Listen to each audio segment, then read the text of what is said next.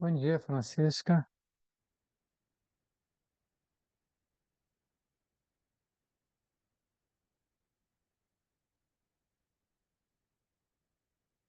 Bom dia, professor, tudo bem?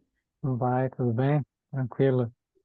Fiquei aqui na dúvida se era você que ia ser aqui a assessora na sessão, porque eu recebi um e-mail do Hernani ontem no fim do dia, mas é você que está aqui, você que está aqui monitorando a sessão, não é isso? Isso Ah, então tá mesmo. bom, tá ótimo então. Então eu entrei antes da hora para ter certeza que nada estava errado. Você está me escutando bem? O som tá bom? Tô sim, A tá imagem ótimo. também tá boa? Ah, Tá então, boa. ótimo. Então, vamos aguardar aqui o pessoal. Perfeito. A sessão tem três trabalhos. Eu ontem assisti Isso. algumas sessões, o pessoal fez em uma estrutura diferente, até nunca foi igual, mas eu vou seguir aqui que eu acho que é mais adequado. Vou deixar eles É, apresentarem primeiro e depois a gente debate, enfim, especificamente de uma forma geral. Acho que é melhor assim, para garantir as apresentações. Ontem eu tá certo. assisti uma que ficou mesclando entre apresentação e mais alguns comentários. Eu não gosto muito assim, não, porque depois pode acelerar para o fim, pode atropelar, pode empurrar a última, ainda mais que eram quatro. Essa sessão É foram quatro, verdade. ficou depois apertado. Entendi. Eu vou deixar os Perfeito. três falarem, Uhum. depois a gente conversa. Tudo bem, tá certo. Então, estou aqui já a postos.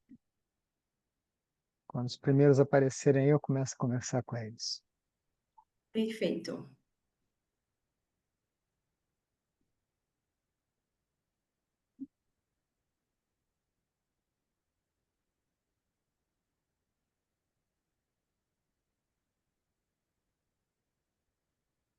Hum.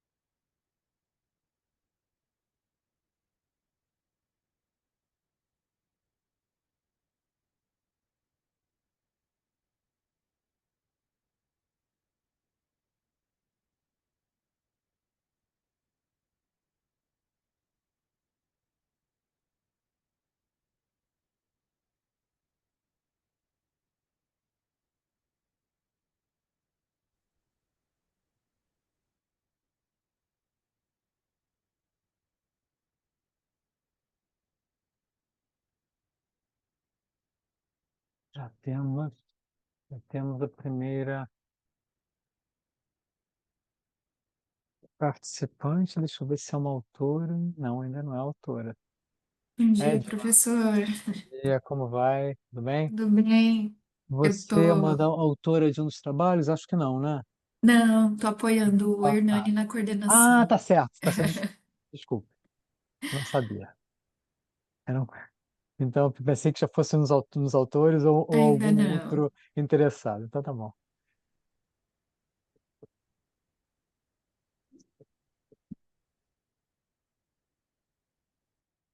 Eu recebi o e-mail do Hernani ontem, tarde, mas só respondi hoje, cedo. Eu não tinha visto ontem, eu não abri meu e-mail depois de um determinado horário aí.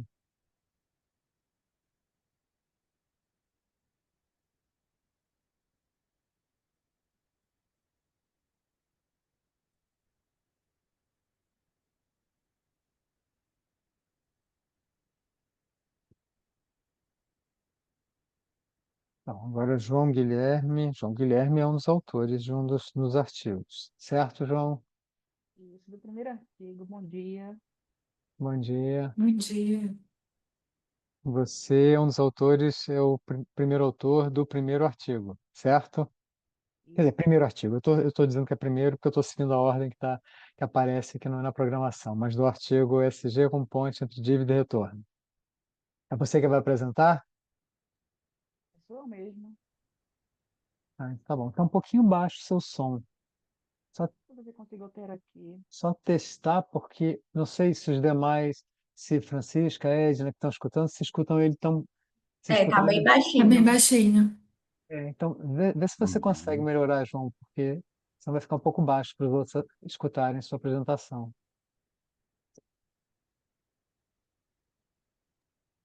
Eu vou tentar trocar o fone, vou sair e entrar de novo, que aí eu vejo se melhora. Agora melhorou um pouquinho, agora melhorou um Melhorou? pouco. Melhorou? Tá bom. Melhorou um pouco, é. Estava muito baixo, agora melhorou. Não sei se você fez alguma coisa, se você mexeu em alguma coisa. Eu mexi aqui na configuração de áudio. Bom, agora tá dando para escutar. Sim, Ok. melhorou. Bom dia, professor Sérgio. Meu nome é Bom dia, Hernani, tudo como vai? bem? Tudo Como jóia? vai? Muito Tranquilo? prazer, obrigado pela sua participação. Obrigado. Não, eu que agradeço o convite. Hoje o senhor vai ter aqui Prazer estar aqui. auxílio. Bom, prazer é todo nosso em recebê-lo. Você vai ter auxílio aqui da Francisca, vai estar nos ajudando aqui, a Edna e eu também, tá bom?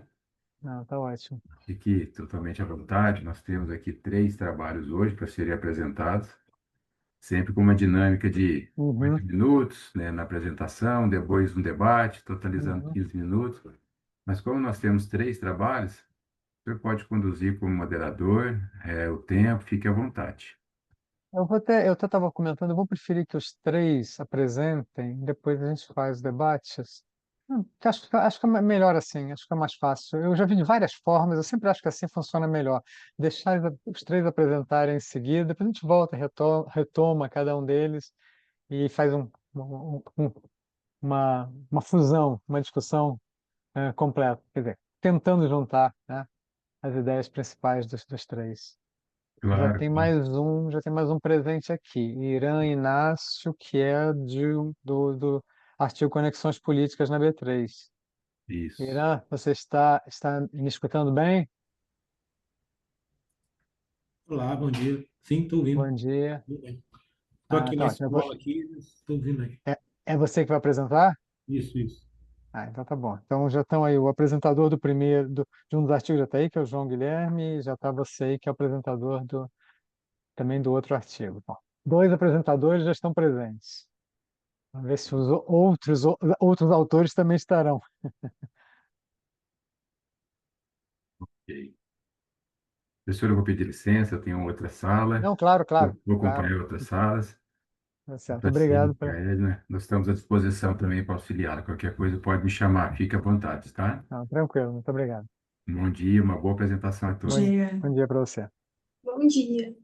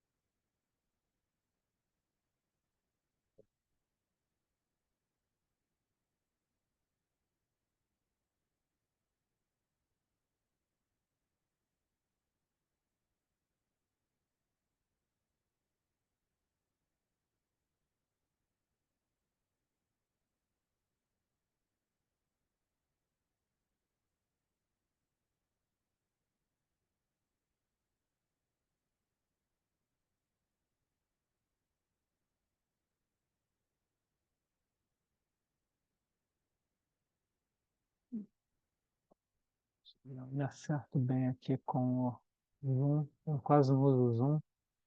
Eu vou botar aqui no meu. Vou botar aqui no chat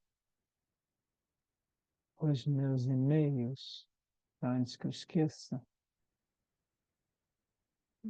porque depois eu fico.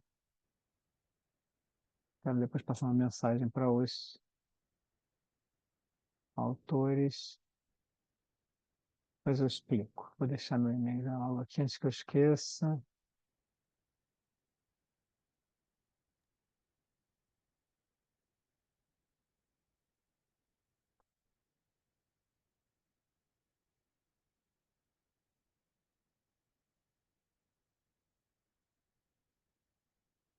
Pronto. Epa, fiz bobagem. Não botei o BR, né? Então, natural. Natural errar. Sempre, né? Não botei ficar BR, né? Assim fica difícil. Pronto. Se eu conseguisse apagar o primeiro, deletei o primeiro. Vou deletar o primeiro. Pronto, agora deu certo.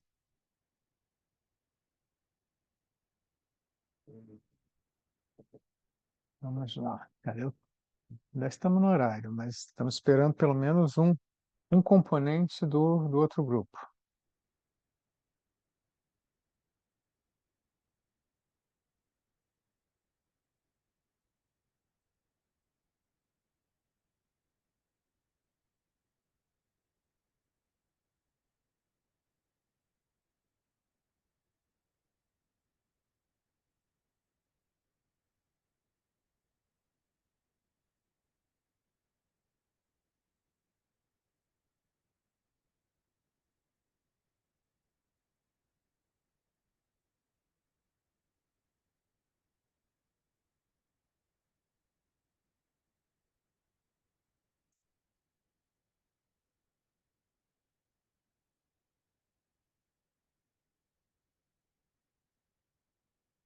Ó, Karine entrando aí. Pronto, agora já temos um componente do outro grupo. Temos um de cada um. Espero que tenhamos mais quórum aqui. Olá, Bom Karine, dia, tudo bem? tudo jóia. Bom dia, professor. Bom Quanto dia, tempo? pessoal. Karine eu conheço, né? Para os Bom demais aqui, dia. eu conheço, né? Karine, eu cheguei a dar uma aula para você, não dei? Sim, Estratégia? estratégia. Foi estratégia, não foi no mestrado. Foi. Isso mesmo. Agora você está no doutorado na UFES. Isso. É. Aliás, tem mais gente conhecida aqui. No outro grupo, o Irã tá por aí, né? O Johnny também é doutorando da FUCAP, fez mestrado na FUCAP, que está no outro grupo. Eu também dei aula para ele, Estratégia de Governança Corporativa, para o Johnny. Ontem eu conheci Eu a lembro Érica, desse que está nome. fazendo Lembro doutorado na desse, FUCAP. lembro desse nome. Bom, já temos aqui o apresentador, os três apresentadores dos três trabalhos. Espero que apareça mais gente, né? É sempre bom aparecer mais gente, né? Mas vocês sabem se os seus coautores é, estarão presentes ou não? São só os apresentadores. Ah, os meus coautores, ninguém se manifestou que estaria, não. Então, eu acredito que não. Então, tá bom. Então, de qualquer modo, olha, são 8 horas. 8 horas, os três apresentadores estão presentes, né? Nós podemos começar, né? 8 horas, 8 8 horas horas e é ponto. ponto, vamos começar, né? Se entrar mais gente, tudo bem. Então vamos lá. É um prazer estar aqui com vocês, tá? Sérgio Bastos, sou professor da FUCAP, acho que alguns já me conhecem, Karine já me conhece, o Irã, acho que o Irã e o João Guilherme não me conheciam, enfim, mas já até tenho um contato aqui, um dos autores do artigo do Irã também foi meu aluno na FUCAP, enfim. É bom ter gente conhecida aqui, ver gente conhecida aqui nessas sessões. Ah, qual é a ideia aqui? Pelo menos a minha ideia? Há várias formas possíveis, há algumas sugestões, mas eu acho melhor, primeiro a gente passar as apresentações e depois a gente fazer discussões. O Johnny está fazendo doutorado agora, isso, exatamente, está fazendo doutorado agora. Ele foi meu aluno no mestrado, ele está agora no doutorado. Doutorado eu não dei aula para ele, não. Tá aqui, eu tô falando isso porque está aqui no, no chat. Mas, então vamos seguir. A sequência que eu recebi aqui foi, primeiro, ESG como ponte entre dívida e retorno, João Guilherme vai apresentar. Depois, o seguinte, é o trabalho da Karine, que aliás, minha impressão aqui ficou meio cravada, mas é o desempenho corporativo na relação entre ativismo acionário e sustentabilidade. E depois o terceiro artigo que o Irã vai apresentar vai ser Conexões Políticas na B3. Tá bom?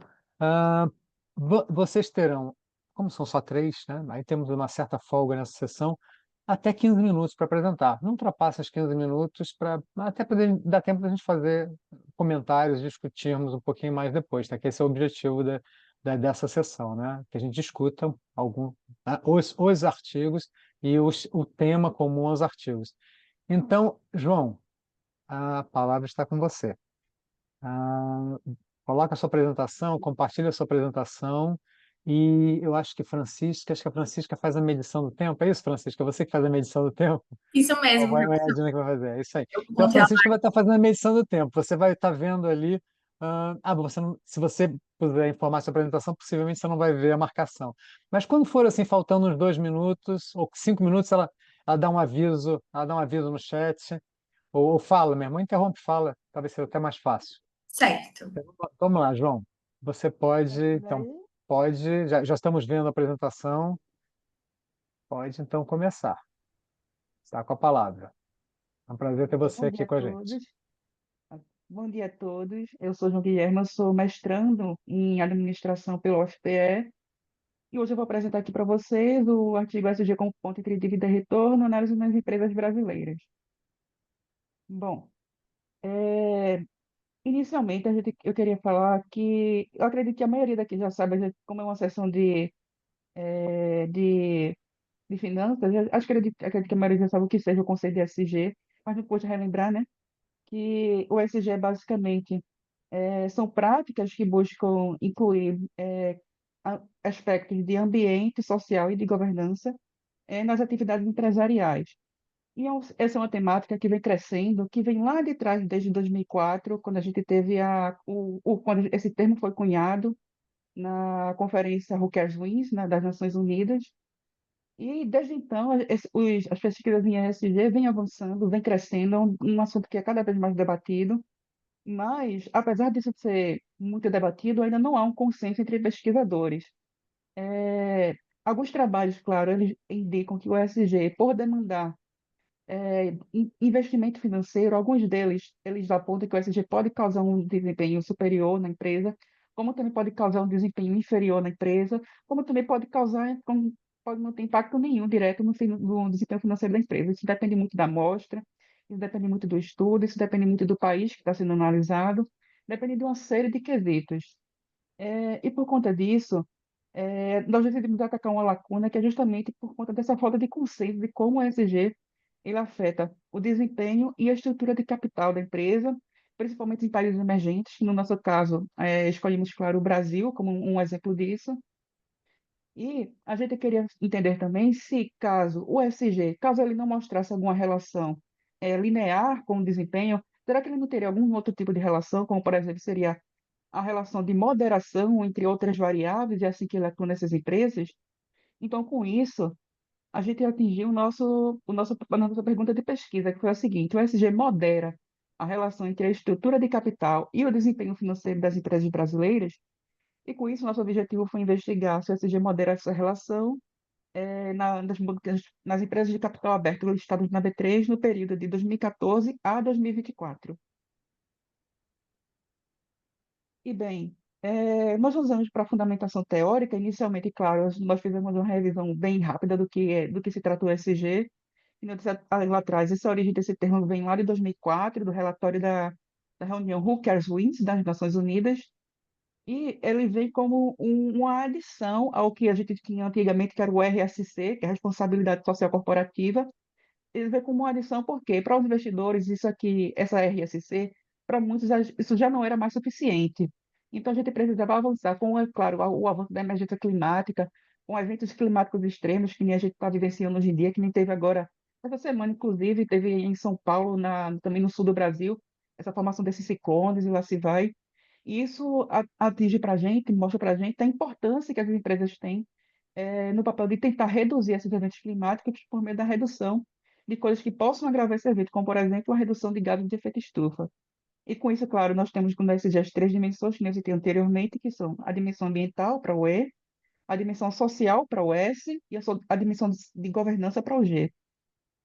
E já partindo para a questão da estrutura de capital, nós usamos como base também basicamente as duas principais teorias que se falam hoje em dia, claro, que é a trade-off e a pecking order. A trade-off, ela fala que a empresa tem um ponto de alavancagem em que ela consegue extrair o máximo dos benefícios dessa dívida, e basicamente a pecking order fala que quando a empresa tem uma ordem de preferência para captar seus recursos, para usar esses recursos. Primeiro ela usa recursos internos e depois ela vai, quando esses recursos internos se esgotam, ela vai atrás de financiamento externo. E também a questão da teoria dos stakeholders de Freeman, que ele fala que além da empresa ter o papel, claro, que a principal dela é de gerar lucro para os seus acionistas, mas ela também tem como papel, além disso, cuidar da sociedade no qual ela está inserida, de todas as partes interessadas no que elas estão inseridas.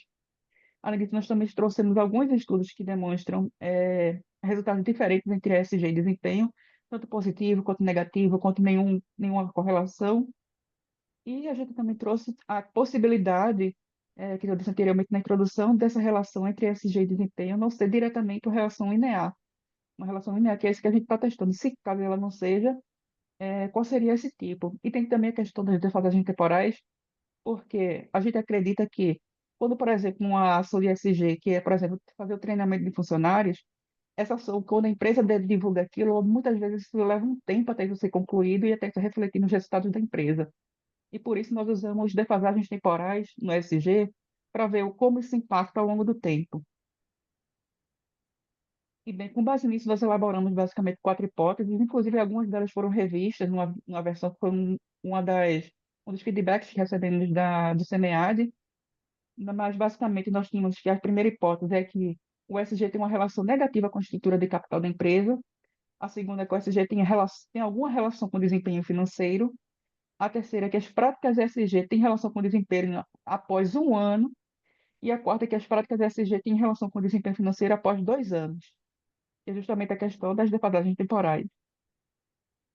Já para a metodologia, nós usamos uma abordagem quantitativa com regressões com dados em painel. A gente usou efeitos fixos, porque quando a gente fez o teste de Rossmann, deu um p-valor de menor do que 0,05. A população foram as empresas listadas empresas listadas na B3 e a amostra as empresas não financeiras listadas na B3, porque as empresas financeiras têm características especiais, digamos assim, com relação à sua estrutura de capital, no período de 2014 a 2024, sem PL negativo e com dados de ESG disponíveis na plataforma da LSEG, que a LSEG, para quem não sabe, é a antiga Refinitiv, que mudou de nome recentemente, que foi comprada, e como variáveis dependentes, a gente tem o royalty de Tobin, e para rodar isso, nós usamos o Python e também o R, com correções de heterossedasticidade por meio de erros robustos. Aqui nós temos o quadro basicamente com a descrição das variáveis do modelo, como foi o desempenho contábil, nós usamos o ROA para desempenho de mercado, que é de Tobin. Como variáveis independentes, nós tivemos o ESG, o tamanho, a alavancagem, que é representando a estrutura de capital, o crescimento da receita, as despesas de capital, a idade dessa empresa e também a tangibilidade dela. Bem, aqui nós temos os modelos de regressão usados, aqui eles foram adaptados dos artigos desses autores que estão aí à mostra. E nós temos basicamente o SG, o primeiro modelo de regressão. Ele foi feito sem o termo de interação, que é quando o que a gente usa para verificar se há algum tipo de moderação, e o segundo já incluindo esse termo de moderação. E vale lembrar também que essas variáveis elas foram centralizadas antes de serem incluídas nesse termo para evitar problemas de multicolinearidade, ou seja, a gente pega essa variável e subtrai cada observação pela média dessa observação naquele ano. E com isso a gente consegue fazer com que a gente tenha um menor problema de multicolinearidade. Bem, já passando para a parte dos resultados, aqui a gente tem a estatística descritiva. Basicamente, a gente teve um total de 676 observações válidas, com todos os dados presentes, né? O ROA médio ficou em 3,8%, ou seja, que essas empresas da amostra, né, nesse período foram, em média, lucrativas, e a cada R$ 100, digamos assim, de ativos totais, ela teve R$ 3,08 de lucro. O QD Tobin ele foi de aproximadamente 0,88, que mostra que ele está assim, bem próximo, o valor de mercado dele está bem próximo do valor de reposição dos seus ativos. O endividamento médio, que no caso é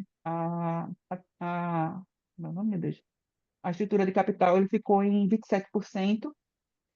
O SG médio ficou em 53%, que como o SG vai de 0 a 100, ficou bem ali no meio, a média dessas empresas. E com desvio padrão de 19 pontos, que é assim considerado até realmente meio elevado, porque mostra que tem tantas empresas que têm um ESG muito baixo, como essas empresas que têm um ESG bem alto. E como você pode ver até aqui, ó, pelo valor do mínimo e máximo, como valor mínimo de ESG a gente teve de 1,2, basicamente. E como valor máximo, 91,07, ou seja, enquanto algumas são- estão na elite no que tange a aspectos de ESG, outras quase não investem nesse aspecto. Aqui nós temos os resultados basicamente das regressões sem os termos de interação. Aqui a gente vê que o ESG ele não teve significância para nenhum dos modelos. Ele teve, apesar de aparecer com um coeficiente negativo, ele não teve significância, ou seja, o efeito dele a gente não pode afirmar por meio desse modelo que ele é diferente de zero. A alavancagem para o ROA, ele teve um efeito negativo, ou seja, quanto mais endividada a empresa é, menos lucrativa ela tende a ser. As despesas de capital apresentaram um coeficiente positivo, ou seja, quanto mais a empresa gasta, mais ela tende a conseguir lucro. A tangibilidade é um efeito negativo, quanto mais essa empresa tem ativos imobilizados, menor o desempenho dela. O crescimento mostra que quanto mais a receita cresce, o lucro também cresce, o que é uma confirmação. E a gente também teve que o ROA em T-1, ou seja, o desempenho do ano passado, ele interfere no desempenho do ano seguinte. Ou seja, se a empresa for lucrativa, ela tende a continuar lucrativa. A mesma coisa para o que editou, a gente encontrou que a tangibilidade teve um aspecto positivo, ou seja, que quando a empresa tem ativos fixados, eles podem servir como garantia e isso eleva o valor de mercado da empresa. O tamanho foi negativo, ou seja, quanto maior a empresa, menos ela tende a ser valorizada pelo mercado. E também tivemos que o creditor do ano anterior também teve uma relação positiva, ou seja, quando a empresa é bem valorizada pelo mercado, ela também tende a continuar sendo bem valorizada no ano seguinte. Aqui, já incluindo as regressões com o termo de moderação, a gente também encontrou um resultado bastante parecido, que o ESG, tanto para um, quanto para dois, quanto para 2 anos de defasagem, ele não apresentou significância estatística, ou seja, a gente não pode afirmar que o efeito dele no desempenho é diferente de zero novamente. E quanto às variáveis de controle, elas, elas continuaram basicamente com o mesmo comportamento do modelo anterior, e a gente consegue ver que talvez, como os resultados demonstraram que o SG não conteve uma relação, talvez isso no mercado brasileiro possa levar um tempo ainda maior para se consolidar. Mas a gente ainda de olho no feedback que a gente recebeu do CMEAD, nós rodamos esses modelos de novo com a correção que a gente não tinha feito antes, que é a correção por endogeneidade.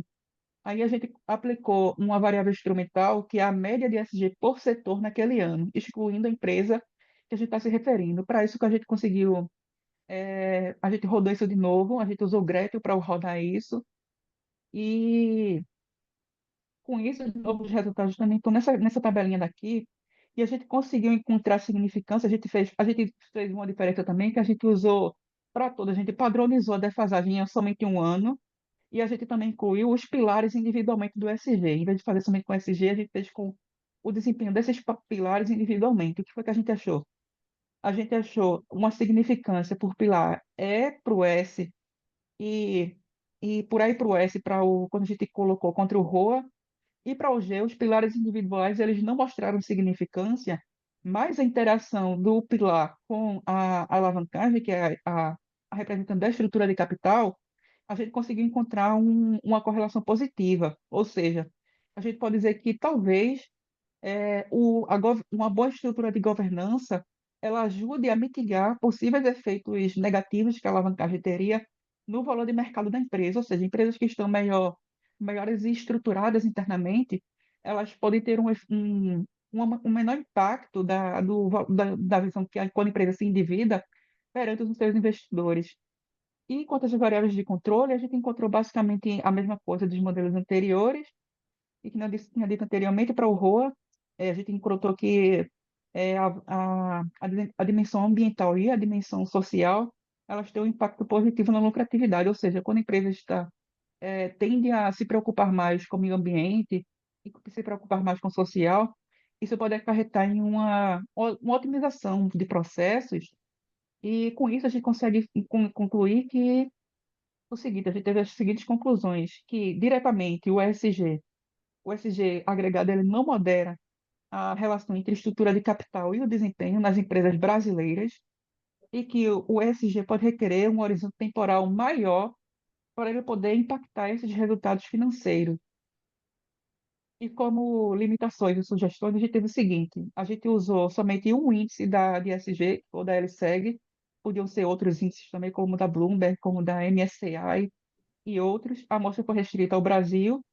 E para futuras pesquisas, nós sugerimos também o uso de IA como uma forma de mensurar esses aspectos de ESG, que inclusive eu estou trabalhando nisso na minha pesquisa de mestrado, e comparação entre outros países também, como, por exemplo, nações emergentes como a China, como a Rússia, como a Índia, que são países dos BRICS, que estão também em alta, e investigações também que incluam o greenwashing como aspecto a ser considerado. Aqui algumas referências. É isso, eu agradeço ao FPE, à FACEP e ao CNPq e à CAPES, que são nossas fontes de financiamento, e fico à disposição. Ex- Excelente, excelente, João Guilherme. Excelente apresentação, aliás. Hum. Aliás, sua apresentação, esses parabéns são realmente específicos para você, para sua apresentação, porque ela foi mais organizada, mais clara do que o próprio texto. Tá? Depois eu vou comentar um pouquinho, não vou comentar agora sobre isso, mas eu comento depois que todos apresentarem.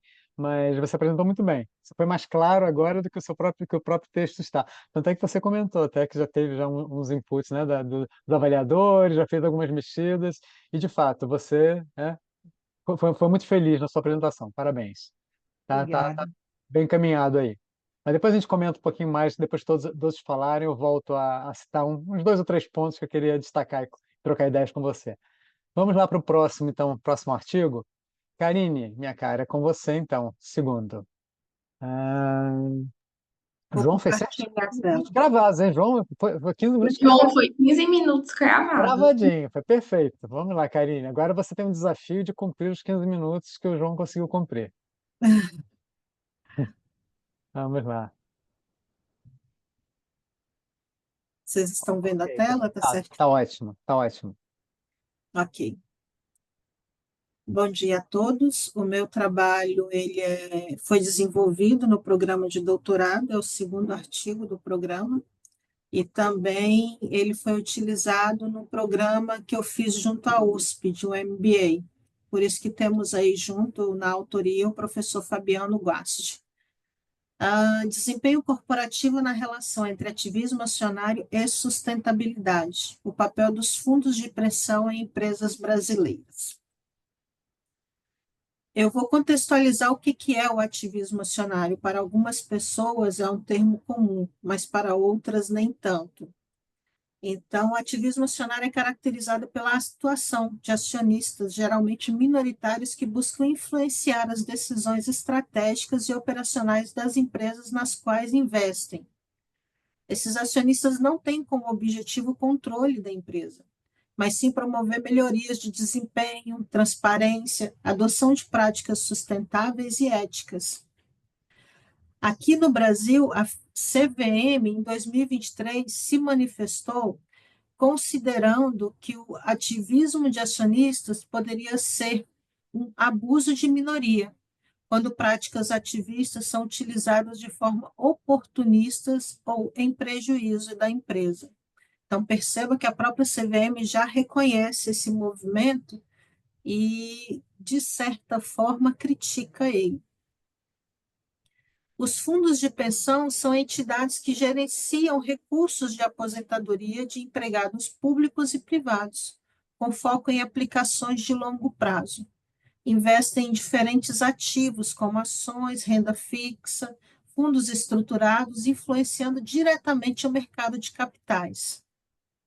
Recentemente, os fundos de pensão alcançaram a cifra de 1,3 trilhões em ativos, o equivalente a 11,4% do PIB. A sustentabilidade tem se tornado uma prioridade, como apresentada pelo João. Segundo pesquisa da Previc de 2021, 56% das entidades, 56% dos fundos de pensão, eles consideram práticas ESG para escolher as empresas que eles vão investir. Este trabalho tem como objetivo investigar a relação entre o ativismo acionário, o desempenho corporativo e a sustentabilidade. A metodologia foi utilizada. O índice do ativismo ele é construído analisando as atas. Então, usei o R para baixar essas atas, foram um total de 11.780 atas da CVM. Depois, para analisar essas atas, eu contei com o apoio do software MaxQDA, resultando no filtro de 3.370 atas. Depois, a gente fez uma integração do Excel e os dados que nós coletamos no Refinitiv. E, por fim, a modelagem estatística, onde, seguindo os critérios da SEM, que é a modelagem de equações estruturais, a gente juntou tudo para fazer as análises estatísticas. A fonte de dados, as atas, foi da CVM. Os dados dos fundos de pensão foi compartilhado pela Previc, que eu fiz a solicitação via cadastro governamental. Os dados da Refinitiv e alguns também da Condinheiro, porque como os dados da Refinitiv veio com uma informação para fazer a ancoragem, eu tive que usar a Condinheiro. Período de 2019 a 2023, empresas com participação relevante de fundos de pensão e dados ESG disponíveis. A variável do ativismo acionário, que é a nossa principal variável desse estudo, é uma métrica construída a partir de 9 dimensões. O software MaxQDA, conforme mencionei há pouco, foi utilizada considerando expressões dessas 9 dimensões para captar quais as atas tinha presente. As 9 expressões são essas, tem disponível no artigo. Eu não vou ler todas elas aqui porque o tempo é restrito. Por final, cada item desse, se presente na ata, é considerado um ponto. E depois, somando os 9, é atribuído o índice, que é a ATOT, ou seja, ativismo acionário total. Tudo aquilo que foi identificado é convertido no item ativismo acionário. Os resultados desta variável do período analisado de 2019 até 2023, o ano 2020, que foi o ano de foco da pandemia, ele teve menor presença de ativismo, apenas 88. Nesse mesmo período, se a gente analisar quais de todos os movimentos estavam mais presentes, temos os acionistas minoritários conseguindo eleger membros, e temos aqueles que solicitaram eleições por voto múltiplo. Já a variável de percentual de fundos de pensão representa proporções de ações da empresa detidas por fundos de pensão.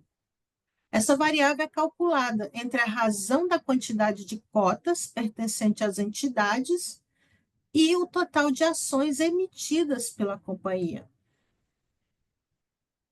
Quando analisamos os dados disponibilizados pela Previc, temos que a Previ, que é o fundo de pensão do Banco do Brasil, ele responde por 54% do total dos investimentos. Perceba que do total de 150 bilhões de investimentos em renda variável, 82,5 bilhões pertence à Previ do Banco do Brasil. A variável sustentabilidade corporativa tem duas formas de mensuração, usando o índice SCORE, unidimensional, e também usando os índices separados do Environment, do Social e do Governance, que chamamos de multidimensional. Isso é uma prática muito usada, porque a soma desses índices não reflete o ISD, o índice SCORE. São métricas diferentes, específicas do definitivo. Então, na hora de fazer a análise, nós fizemos com o índice multidimensional e o SCORE. A variável desempenho da empresa, nós usamos indicadores como lucro líquido, valor de mercado e fluxo de caixa. Esses três itens, eles compõem a variável desempenho da empresa. Para a composição dessa variável, não foi simplesmente ir lá escolher esses três e trazer. Pronto, selecionei, vai ser esses três. Não, nós fizemos 5 testes. Por fim, esses itens observáveis foram escolhidos considerando os critérios de ajuste global. O REMCIA, CFI, CRMR, coerência teórica e estabilidade dos coeficientes. Ou seja, a escolha desses 3 itens para representar o desempenho da empresa não foi aleatória. A estatística descritiva, temos aqui, tem alguém me chamando Mori aqui, não repare, né? Porque online tem dessas coisas. A estatística descritiva mostra que as variáveis que envolvem a participação dos fundos de pensão, ela reduziu um pouquinho. Ela reduziu 127 itens, justamente porque não é 100% das empresas que têm participação de fundos de pensão. Então, quando a gente faz a interação da variável fundo de pensão com as práticas ativismos, elas diminuem justamente porque essa variável não tem 1.790 observações do período. As hipóteses apresentadas neste trabalho foram 5, sendo que 2 delas têm 2 hipóteses dentro delas, A e B. A primeira hipótese, o ativismo acionário impacta positivamente o desempenho empresarial? Perceba que a variável ativismo acionário ela é representada pelos 9 itens. Então, cada um desses itens foram identificados dentro das atas. O desempenho da empresa, representado pelos 3 itens, retornou com um coeficiente positivo, 0,805, um efeito padronizado de 0,194 com significância estatística. A hipótese 2 considerou a moderação da participação dos fundos de pensão. A participação de fundos de pensão modera a relação entre ativismo acionário e desempenho empresarial? Então, aquela mesma hipótese anterior, incluindo aqui a moderação dos fundos de pensão, ela não foi significativa, portanto, não foi confirmada. A hipótese 3, o ativismo acionário impacta positivamente a sustentabilidade corporativa?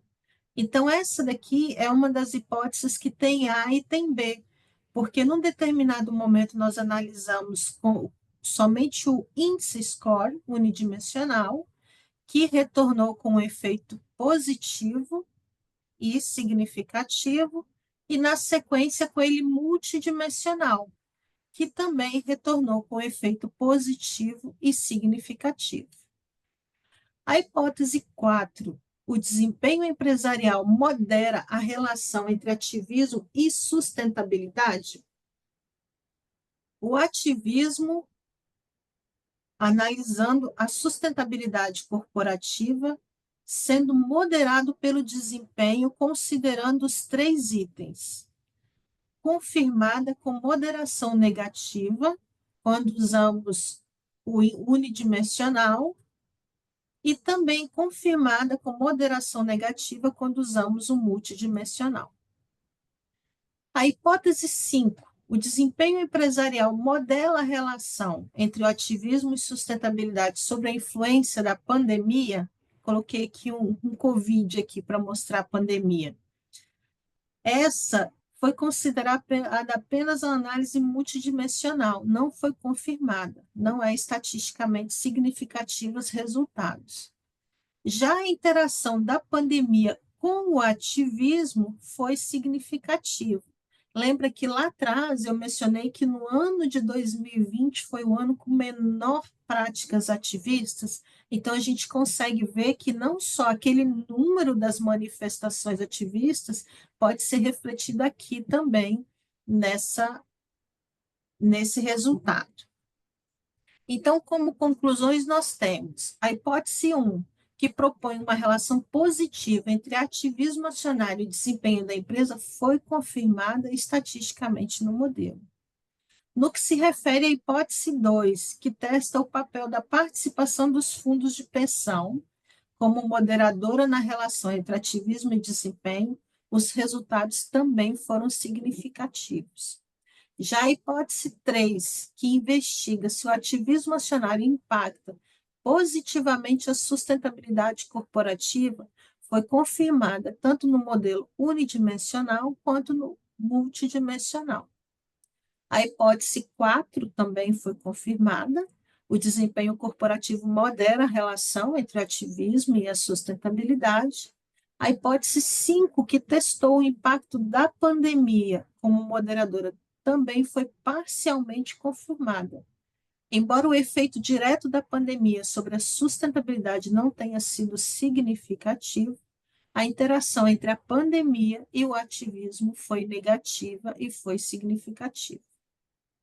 Como conclusão geral, os resultados destacam que o ativismo acionário pode ser uma ferramenta efetiva para induzir mudanças sustentáveis, mas seu impacto varia conforme o desempenho da empresa e o contexto institucional ou econômico. Aqui estão as referências bibliográficas utilizadas nesta apresentação. Obrigada. Obrigado, Karine. Perfeito também. 14 minutos, hein? Está todo mundo aqui quase cravando. Você não economizou um minutinho aqui. Ótima apresentação. Vou fazer o mesmo comentário que eu fiz com o João Guilherme. Sua apresentação esclareceu mais, foi mais lógica, mais direta, mais organizada do que o próprio texto que eu li. Eu sei que é uma obra em andamento, para isso está aqui no Congresso, tá? Isso isso não é crítica, não. Isso é a natureza dos trabalhos científicos. Mas parabéns pela sua apresentação também. Muito, muito calma, muito, muito clara, e ficou até mais evidente, assim, o contexto, o desenvolvimento do seu trabalho. Parabéns pela apresentação. Obrigada, professor.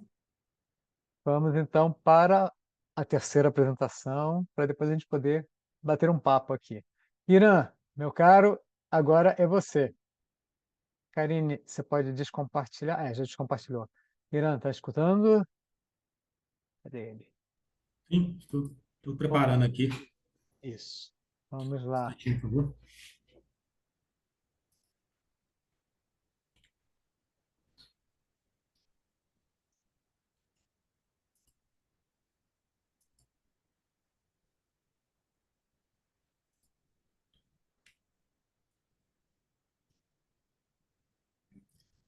Eu não tenho muita prática com Zoom. O Zoom também eu tenho que ficar buscando aqui os botões, porque eu estou acostumado com o Teams. O Teams é que eu uso sempre, então eu também Por fico aqui. exemplo, Cadê o botão? na hora de compartilhar aqui a tela, peraí, vou dar o F5 aqui. Aí que ele vai conseguir aqui, peraí, só um instante.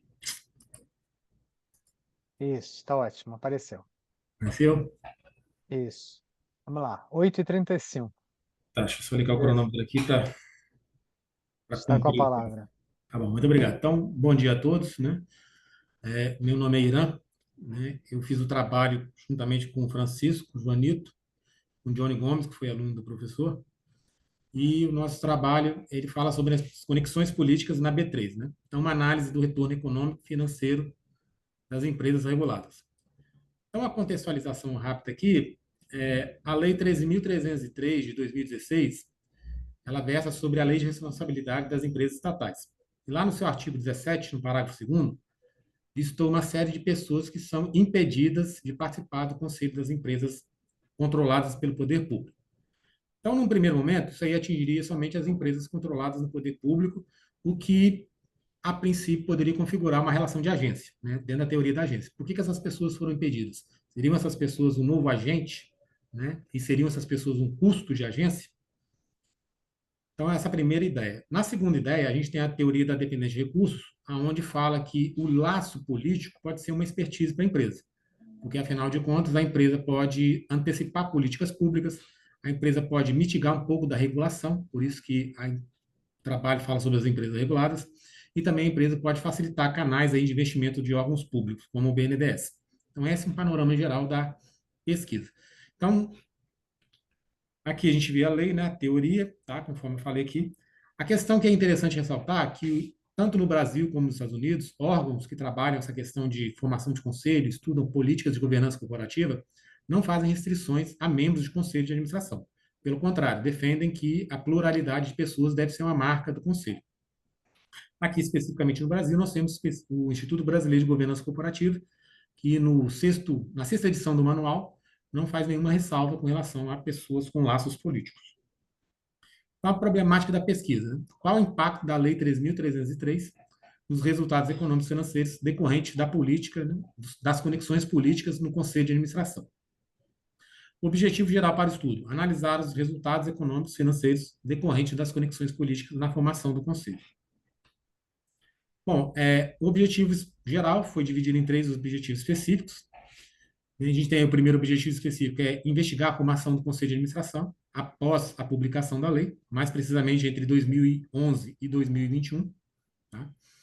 Analisar os retornos econômicos e financeiros dessas empresas e identificar, eventualmente, qual teoria que se encaixa esses resultados. Né? Se é a teoria da agência, que, no caso, nós teríamos um deslocamento de uma eventual conexão política das empresas controladas pelo poder público, né, para as empresas controladas pela iniciativa privada. Né? Porque, afinal de contas, foi realmente identificado que essas pessoas seriam um custo de agência, poderiam ser um custo de agência. Ou a teoria da dependência de recursos, que a gente observaria um equilíbrio entre pessoas com vínculos políticos, tanto no conselho das empresas controladas pelo poder público, como nas empresas privadas, dada uma possível expertise empresarial, essa relação. Então, a justificativa, né? A promulgação da lei excluiu essa parcela de agentes do Conselho, o que permite analisar um período anterior e um período posterior, né, com relação a esse retorno financeiro. Aqui a gente já vê uma ideia de entender se a legislação ela realmente foi eficaz, ela realmente precisou intervir nessa relação, ou se ela se mostra ineficaz, regulando algo que deveria ser colocado pelo próprio mercado. A questão aqui das empresas controladas pela iniciativa privada como sendo um grupo de controle, né, porque, afinal de contas, a gente tem que partir da premissa que, dentro daquela administração gerencial, né, que foi proposta aí no final do século passado, né, na década de 1990, as empresas controladas pelo poder público passaram a adotar mecanismos de gestão semelhantes às empresas privadas, dada a maior eficiência das empresas. Então, por isso, um grupo de controle, grupo de comparação. Aqui, né, os resultados obtidos serviram para fundamentar o processo legislativo, para verificar se houve uma intervenção legal indevida ou se é uma ineficiência da gestão. E, conforme eu coloquei aqui, a sexta edição do Manual das Melhores Práticas de Governança Corporativa não faz nenhuma ressalva a um possível, né, laço político entre o integrante do Conselho e a sua participação ali nas empresas, né, aqueles impedimentos. Esses impedidos, só para resumir aqui, que eu coloquei na Prox, são basicamente dirigentes de sindicatos, dirigentes de partidos políticos e diretores de agência reguladora, além de ministros, secretários municipais, estaduais e também parlamentares, né? Fáquio, que é a referência aí quando se fala em conexão política, no seu estudo em 2006, mapeou eventualmente conexões políticas em vários países no mundo, inclusive o Brasil. E na proxy que ela elaborou, não fala com relação principalmente a esses três agentes, que seriam os diretores de sindicatos, os diretores de partido político e a questão dos membros de agência reguladora.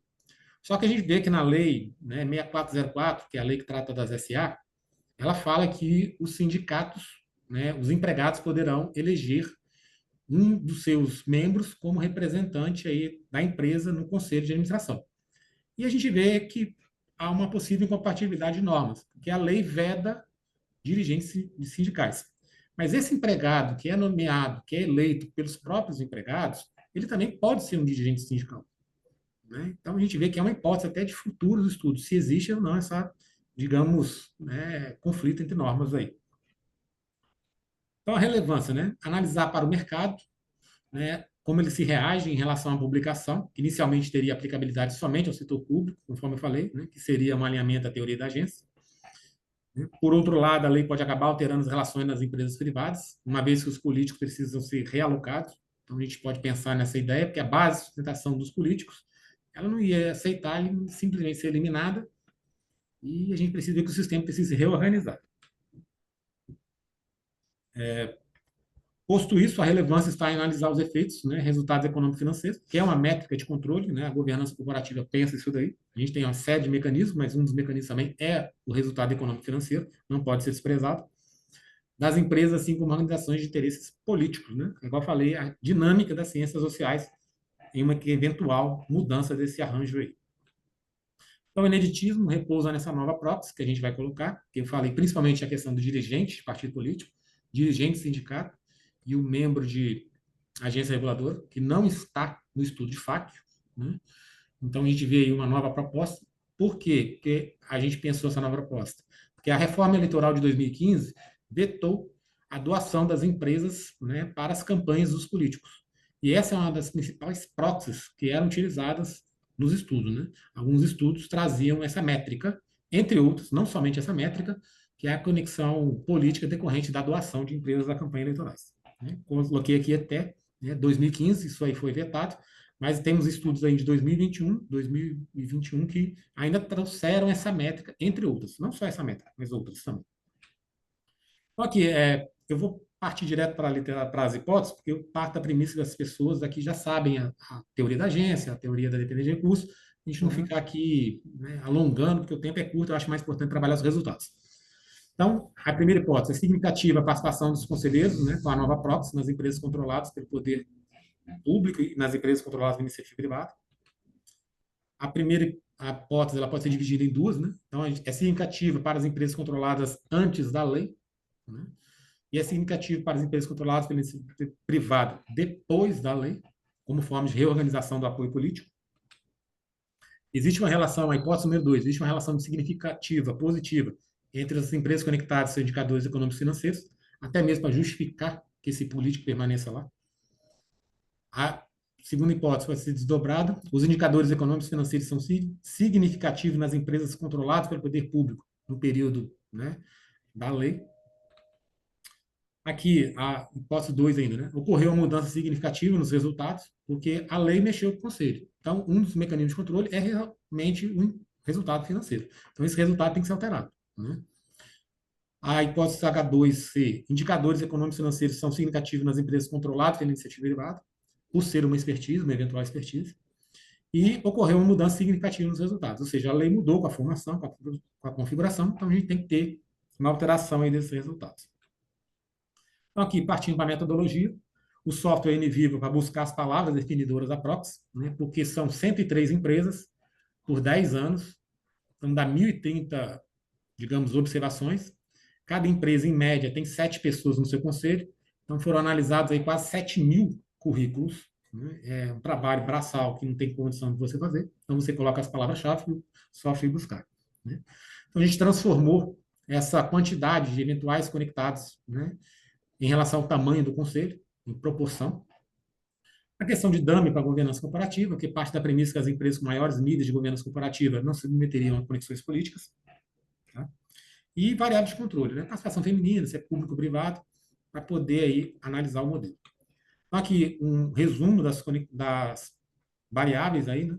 Uma variável dependente é o tamanho do conselho, a independente é a conexão política, aí o período de análise, antes ou depois da análise, se foi significativa a mudança, e aqui controlado pelo poder público ou pela iniciativa privada. As variáveis de controle, né? Tamanho, lucratividade, né? Market book, rentabilidade, alavancagem e governança corporativa. Então, aqui nós temos um modelo que foi submetido à regressão em painel. Então, todos os objetivos, né, o objetivo 2 e o 3 foram submetidos a painel, e o 1, né, que foi analisar basicamente a configuração do conselho, foi com ele do output do NVivo, né, porque a gente precisava contar, né, a primeira hipótese ali, o primeiro objetivo era o mais importante, porque se a conexão política por si só não fosse significativa, o trabalho, digamos assim, já nasceria morto. Né? Na primeiro objetivo, a gente não conseguiria continuar nos demais. Então, ele precisava ser significativo. Então, aqui para o objetivo 3 também, né, painel. E o objetivo 1, conforme eu falei, foi o software NVivo. Então, aqui apresentando os resultados, né, uma análise. Então, nós podemos observar aqui do ano de 2011 a 2015, que são os anos anteriores à lei, 5 exercícios financeiros. Então, nós temos ali o tamanho do conselho e a quantidade de conexões políticas. Então, a gente observa aí que, em média, 10% dos conselheiros eram considerados politicamente conectados, né?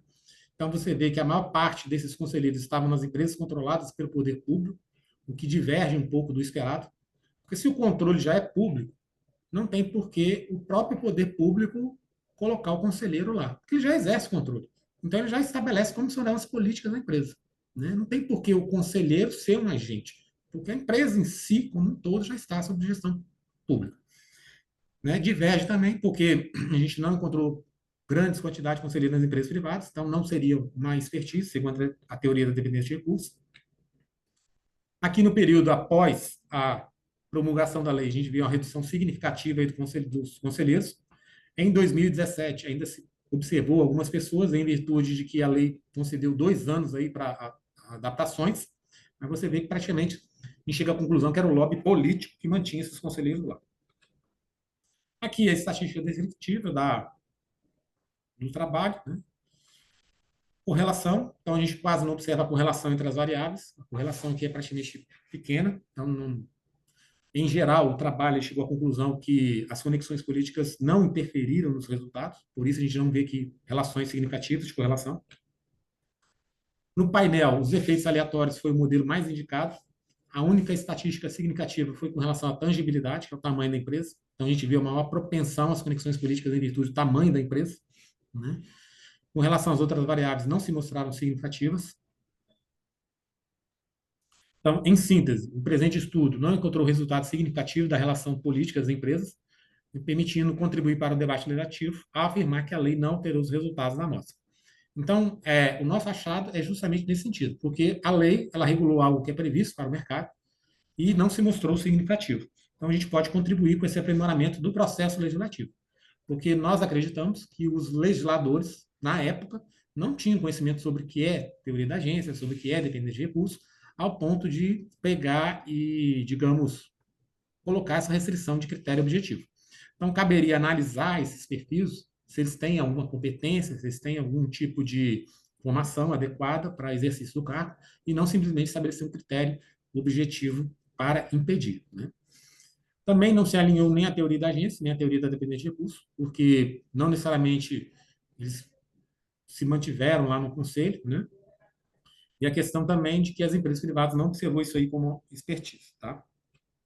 Então, conforme eu coloquei aqui, diverge do esperado, né? A gente achou que as conexões políticas estariam distribuídas entre os conselhos como um todo, né? Porque alguns estudos na literatura já apresentaram que as empresas ganharam com as conexões políticas, mas não foi nesse caso, tá?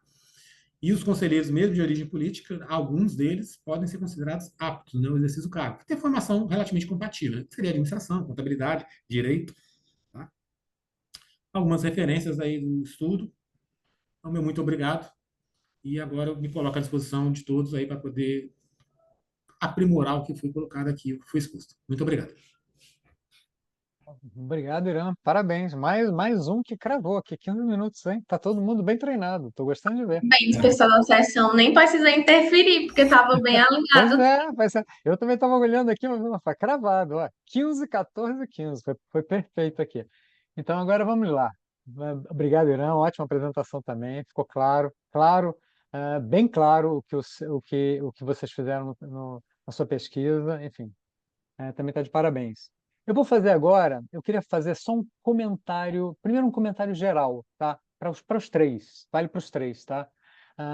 Eu senti ao longo dos três trabalhos ah, uma certa confusão conceitual com os termos sustentabilidade, desenvolvimento sustentável, sustentabilidade corporativa, responsabilidade social corporativa, ESG. Vamos ter cuidado com isso, porque, de uma forma geral, a gente tem que ser um pouco mais rigoroso. A sustentabilidade já começa desde lá do século XVIII, né? Com aquela visão mais de silvicultura, de agricultura, de preservar o campo para ele continuar produzindo, né? Sem se deteriorar, sem o recurso se exaurir, começa desde lá de trás. Depois vem num contínuo, claro, né? Século XIX, século XX, principalmente século XX, a coisa vai num crescente e temos sucessivamente o desenvolvimento dos conceitos, até o desenvolvimento da sustentabilidade com a visão empresarial, corporativa. Temos a responsabilidade social corporativa como uma continuidade da sustentabilidade orientada aos negócios e a ESG quase como uma consequência mais atual. Então, há uma certa confusão nos três artigos com relação aos termos, que são quase que intercambiáveis, tá?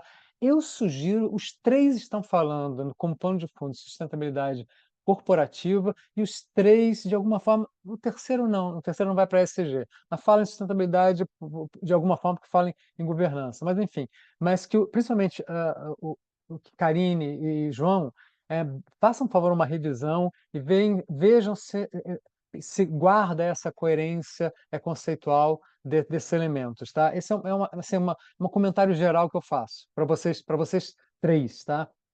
Menos para o terceiro do Irã, mas principalmente para os dois primeiros.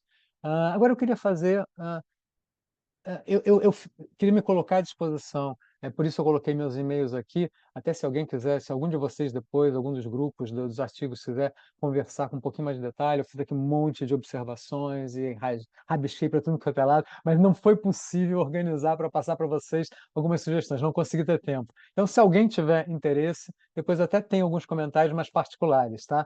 Mas, enfim, por isso eu coloquei meus e-mails aqui, meramente à disposição, sem nenhuma necessidade, tá? Os artigos são os três muito interessantes, os três muito bem encaminhados, mas os três com possibilidade de evolução, tá? Então, mais detalhes, se vocês quiserem depois bater um papo, ou pedirem, por e-mail algum comentário mais detalhado, eu estou à disposição de vocês. Bom, mas eu queria aproveitar agora, então, para fazer uma ou duas perguntas mais específicas para cada um dos panelistas aqui, para cada um dos apresentadores, tá?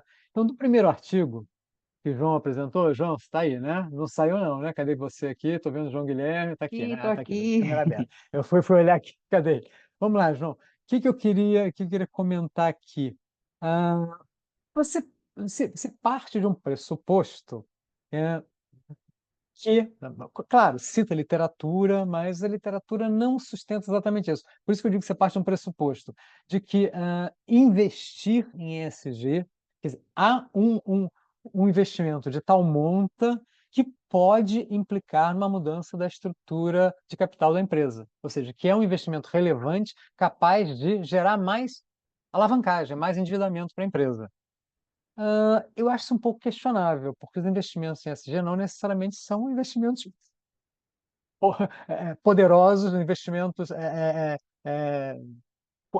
quantitativos, com quantidade relevante e que pudessem afetar a alavancagem das empresas, portanto, o percentual de endividamento. Então, esse é um ponto que eu queria que você pensasse, porque na minha cabeça, eu li o tempo inteiro aqui o artigo dizendo assim, essa moderação tá meio estranha, essa moderação está meio estranha. De certa forma, você acabou dizendo que a moderação não foi confirmada. Mas o que a sequência mais lógica para mim, pela literatura que eu conheço, é que práticas SG teriam um impacto no desempenho. Isso você argumenta bem. Podem não ter aqueles que confirmam, aqueles que não confirmam. E você poderia compreender, assim, as práticas SG, de alguma forma, eventualmente afetando a alavancagem, afetando o endividamento. Eu acho pouco, mas poderia ser. E o endividamento afetando o desempenho. Então, na minha visão, a alavancagem é uma mediadora entre as práticas SG e o desempenho. Acho que fica muito mais lógico de vocês defenderem assim. Então, não é nem propriamente uma pergunta, né? Eu estou mais ou menos dizendo assim que eu acho que não ficou muito bem sustentada a moderação. E aí, naturalmente, você acabou não encontrando, né? Acabou não encontrando. E a explicação talvez seja porque no nascimento ela não está muito bem sustentada. Talvez se vocês caminhassem pela mediação da alavancagem, olha que eu estou falando da alavancagem o tempo inteiro. E aí vem um segundo ponto que eu quero comentar com você. Então, a alavancagem talvez mediando as práticas, a relação direta entre as práticas do ESG. Pensem nisso também, para além do que você já trouxe na sua apresentação, que você já incorporou, que próprios avaliadores sugeriram, né? Você até já apresentou aqui já uma versão já mais avançada do seu artigo. Aliás, parabéns por isso também. Como eu não tinha lido, eu não posso. Eu fui surpreendido, mas foi interessante, foram bons comentários, foi bom a sua inserção. Então, esse é um ponto que eu queria comentar. O segundo você fala muito de estrutura de capital, estrutura de capital. Na verdade, a questão aí claro, a estrutura de capital muda, mas ela muda por diversas razões. O seu ponto a ESG é considerada, né, uma forma, a empresa que tenha, né, que tenha bom rating ESG seria capaz de captar mais investimento, mais capital de terceiros e capital de terceiros mais barato, teoricamente, por ser uma empresa de menos risco. Ela está bem governada, ela está atacando o social e ambiental, que cada vez, né, são mais solicitados pela sociedade, pelos clientes, pelos consumidores, enfim. Então, nesse sentido, a, a, a alavancagem, a alavancagem, estrutura de capital tem que ter várias questões, mas o SG, de fato, ele pode sim baratear capital e pode aumentar o acesso a capitais. Portanto, a alavancagem poderia crescer. Então, essa argumentação é que não está muito bem desenvolvida ainda no seu artigo, que eu acho que tem que ser o ponto de partida. E talvez não pensar naquela moderação, mas pensar na relação direta do ESG com o desempenho e deixar a alavancagem com mediação, com essa explicação de que sim, que supostamente ter um bom rating de ESG vai permitir às empresas terem acesso a capital mais barato e com mais fartura, portanto, podendo se alavancar mais. E usar o termo alavancagem percentual de endividamento o tempo inteiro. O tempo inteiro.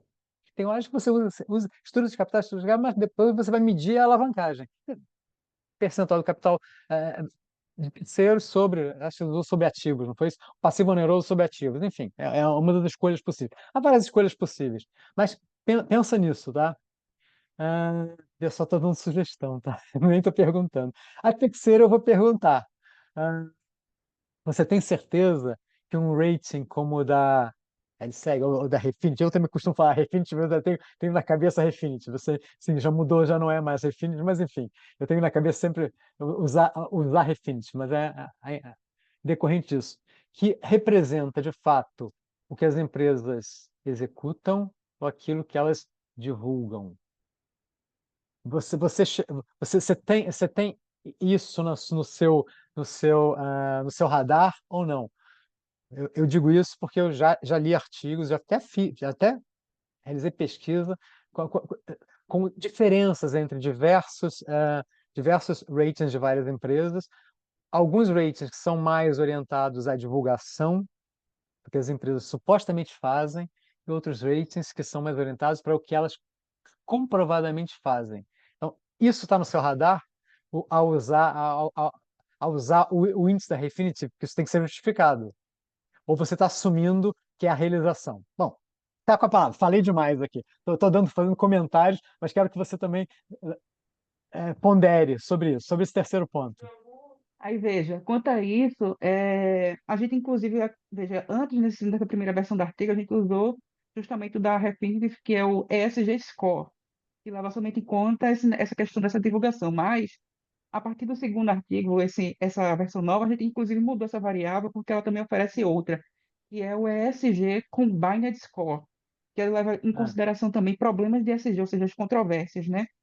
que pois são, é. que são os problemas de ESG. Aí a gente diz assim, não, esse daqui parece ser mais completo, porque ele usa, por exemplo, a empresa divulga tanto de que faz isso, faz isso, mas será que isso se reflete realmente nas práticas dela? E será que isso, por exemplo, claro, o ESG teria de tendência a diminuir esse tipo de problema, de controvérsia ESG, e etc.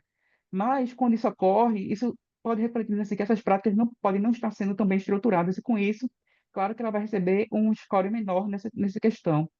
Inclusive, isso é uma coisa até que eu estou tratando na minha dissertação, que essa foi, inclusive, dos meus argumentos para dizer assim, olha, a gente vai usar, além de usar os relatórios da empresa, a gente vai usar outras fontes, como é no caso de notícias divulgadas sobre aquela empresa, porque o relatório, Uhum, uhum. claro, ele tem uma ideia de assim, a gente vai divulgar para os nossos acionistas o que a gente está fazendo. Claro que vai ser tudo bom e do melhor, tudo cheirosinho. Mas, claro que a gente vai ter outra realidade por aquilo também. A gente tem, quando a empresa divulga o relatório, a visão da empresa sobre ela mesma. E a gente usando os trasfondos, a gente vai ver a visão de outras pessoas sobre aquela empresa, ou seja, uma visão mais externa. E isso, inclusive, é o que eu estou usando na minha dissertação. A ideia, no caso, a gente Uhum. está coletando isso além dos relatórios, eu estou usando também um API de notícias, que é para puxar dado tanto de empresas que atualmente a gente está trabalhando com Brasil, Índia e África do Sul. Tá. Aí eu estou usando notícias como uma base também para contrariar esses pontos de que essas empresas estão divulgando. Por exemplo, será que ela está fazendo isso, mas será que ela não teve algum problema relacionado a isso? Será que ela está fazendo isso mesmo? Para fazer esse contraponto, para justamente tentar chegar em um índice, né, que seja assim, que tenha mais pontos a ser levado em consideração do que justamente esse da Refinitiv. Exatamente. Ou que o índice não reflita apenas um disclosure, né? Assim, a opção da empresa pelo que ela está divulgando. Aquela história, né? Faço o que eu digo, não faço o que eu faço, mas enfim, e a história dos washings todos, né? Principalmente greenwashing, né? Então, essa preocupação acho que você tem que ter para dar um passo à frente, ou pelo menos justificar. Tudo num artigo científico, tudo numa pesquisa científica, é questão de você reconhecer limitações e dizer, olha, eu usei o índice e ele pode estar enviesado assim, assado, ou como você disse, já está pensando além. Mas esse é um ponto que é um ponto importante, tá? Ainda mais a partir do próximo ano, S1, S2, vem as divulgações obrigatórias, aí vai mudar um pouco. Talvez, né, o horizonte mude, talvez até mude de patamar esses indicadores, esses ratings mudem de patamar em função da regulação, né, que, que, que, que passará a ser que é exigida e passará a ser cumprida pelas empresas de capital aberto. Então, esse é um ponto que eu acho que você já está alerta, mas eu queria comentar com você. Vale para todos. Todo mundo está tratando esse tema aqui que está escutando, acho que vale para todo mundo, mas eu queria especificamente fazer essa ênfase com você. Mas, de qualquer modo, acho que você tem aqui um belo trabalho em andamento. Só alguns cuidados para ter, repito, depois qualquer comentário, outros comentários, mas não vou ficar muito em cima deles, senão a gente não consegue comentar os outros, os demais, né? Então, era esses os principais comentários que eu queria fazer, mas há outros aqui, mas está de parabéns pelo trabalho. Mas fica alerta com relação ao, ao índice, não ser um índice, né? Um índice chapa branca, né? Um rating chapa branca. Aí fica difícil. Bom, o que mais? Era isso. Tinha mais uma coisinha aqui que eu queria falar. Não, vamos passar, depois eu lembro. Vou passar para o segundo, porque senão depois o tempo passa, né? Karine, agora é com você. Deixa eu fazer uns comentários aqui. Olha só, se tem gente assistindo aqui que não seja dos grupos, pode também falar, se quiser, levanta a mão e fala, tá? Mas eu vou comentar aqui, fazer um outro comentário aqui. Karine, ativismo dos fundos. Bom, como eu disse, sua apresentação foi muito mais detalhada em relação à metodologia, muito mais detalhada, inclusive com pouco tempo que você teve, está aqui no texto, tá? Já dei os parabéns até, ao fim da sua apresentação. você é muito, muito, muito. O trabalho de vocês, né, é muito detalhado com relação à métrica do ativismo total, né? Do ativismo total. Né? Você teve um trabalho, eu imagino, um imenso trabalho que você teve de trazer todas essas, Atas. essas atas, né, das empresas, transformá-las, enfim, trazê-las para naquelas dimensões, trazê-las para um indicador. Então, o ativismo está muito bem cercado. Quando você fala no ativismo dos fundos de pensão, é que aí a coisa vai para o outro lado, completamente oposto, vai para um simplismo extremo. A participação dos fundos de pensão, a participação total capital da empresa, né? Aí vai para um simplismo e esse é o seu ponto principal, né? Porque você está olhando a relação do ativismo com o desempenho, a relação do ativismo com o SG, mas a moderação do ativismo dos fundos é a cereja de bolo.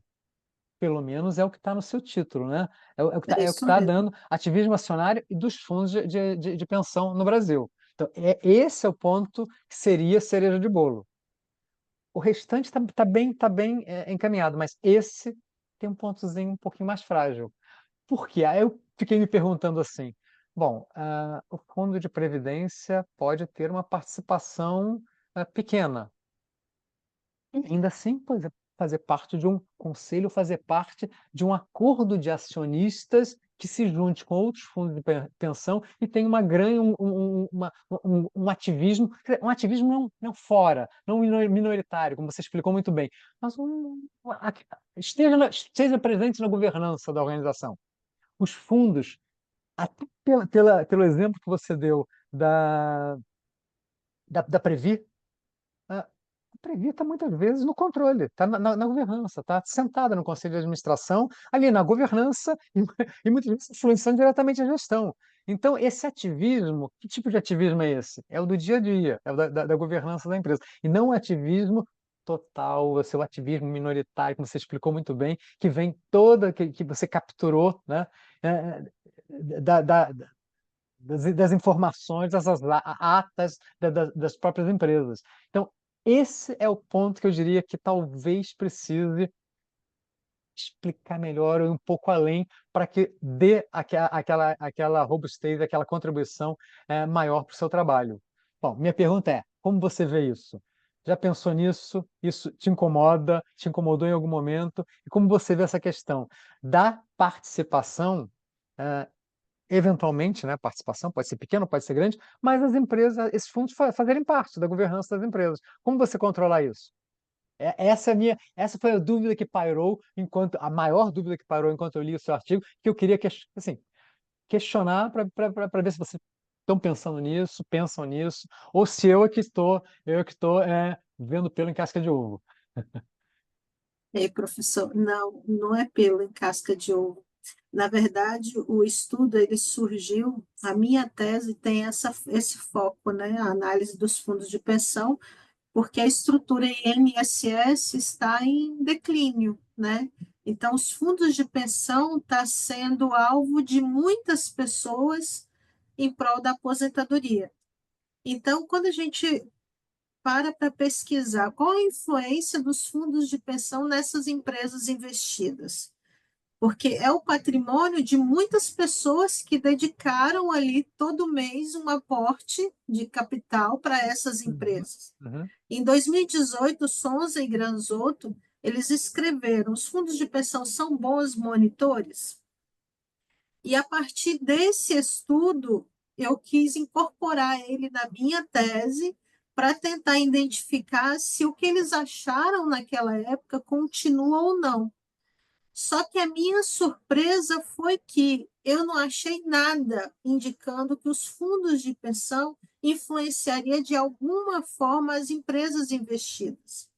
Então, no primeiro estágio desse artigo, que reflete o título dele, nós tínhamos um objetivo. A partir daí que esse objetivo não foi adequadamente construído, e como que ele foi construído? Quando nós paramos para analisar as atas, nós procuramos nas atas as manifestações dos fundos de pensão dentro daquelas 9 práticas do ativismo.